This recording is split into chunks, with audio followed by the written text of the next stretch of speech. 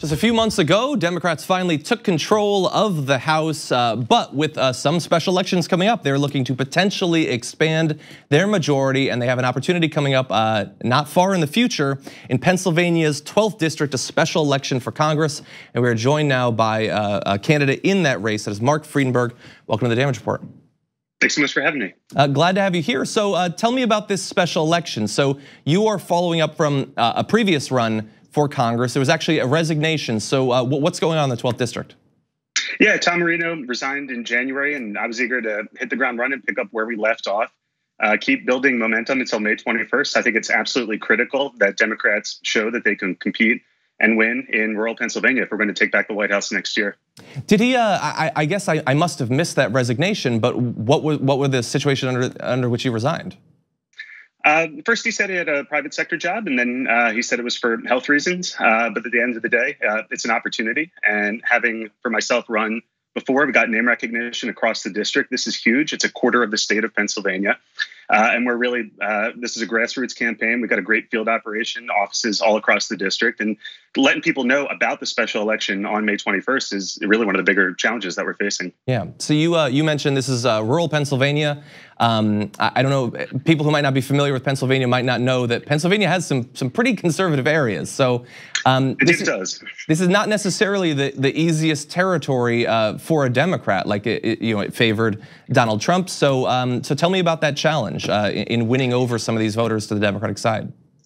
Yeah, absolutely. I mean, I think, in many cases we can point to what President Trump campaigned on: better, cheaper healthcare for everybody, and the infrastructure plan. These are two campaign promises that seem to have been forgotten, but that are actually really important to me. Making sure that we defend the Affordable Care Act, and I actually support Medicare for all, or at least a Medicare option. This is a district that really needs it. My opponent wanted to make sure that Pennsylvania didn't participate in the Medicaid expansion under the ACA. That program has done so much good for this district. And he supports President Trump's tax cuts, which added $1.5 trillion to the deficit, now being supported by the Radical Club for Growth. My opponent, Fred Keller, is interested in making sure that we cut Social Security, too. These are programs that are incredibly popular in the district on a bipartisan basis. Not surprisingly. And so you mentioned a couple policies there that I would like to focus a little bit on. So you said you're in favor of Medicare for all or an option.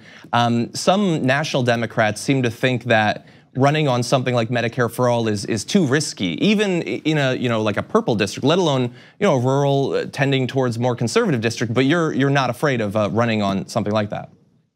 No, absolutely not. Aside from it being the right thing, it's actually popular in the district. People saw from the attempt to repeal the ACA with absolutely no plan in place in 2017. People rising up against that all across the country, including in the 12th district. People know that the government has a role to play in at least ensuring, guaranteeing access to affordable healthcare. It's really popular, and they see how well the Medicare program works. So we're just a day off of Earth Day 2019, and I noticed that you had been endorsed by the Sierra Club. So talk to me about the environment and your policies around that. Yeah, absolutely. I teach at Penn State cybersecurity, cyber law. I'm a scientist of a kind, and the science are clear that man-made climate change is a grave threat to our district. It's our planet, but our district in particular, we have already had far more severe flooding and storms than we've ever had before, and with increasing frequency.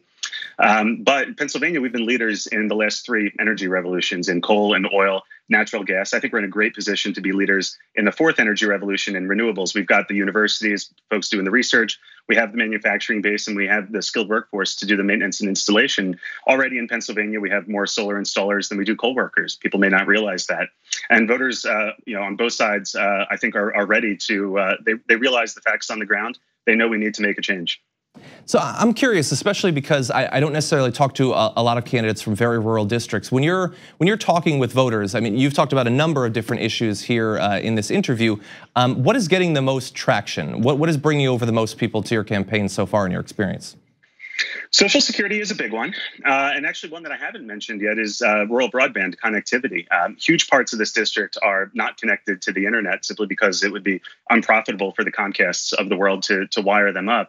And that's leading to brain drain, which is really one of the top issues that I see when students graduate. They leave the 12th district and they don't come back.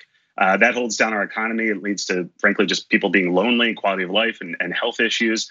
But this is absolutely if it's important for everybody to have phone service, if rural electrification was important, I think it's just as important that everybody have access to high-speed internet. And when the private market isn't willing or able to deliver it, I think it's time for the government to step in and make sure that everybody's got that equal opportunity to succeed. Everybody wants high-speed internet.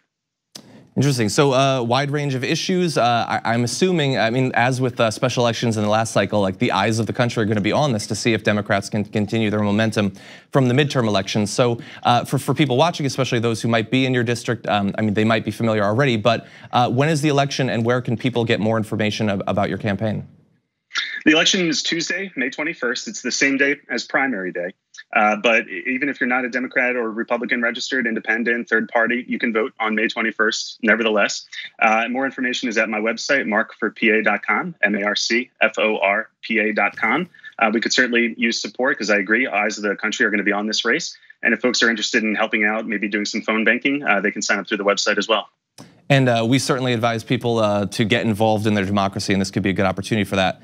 Marc Friedenberg, candidate in the special election, Pennsylvania's 12th district. Thank you for joining us today. Thank you so much.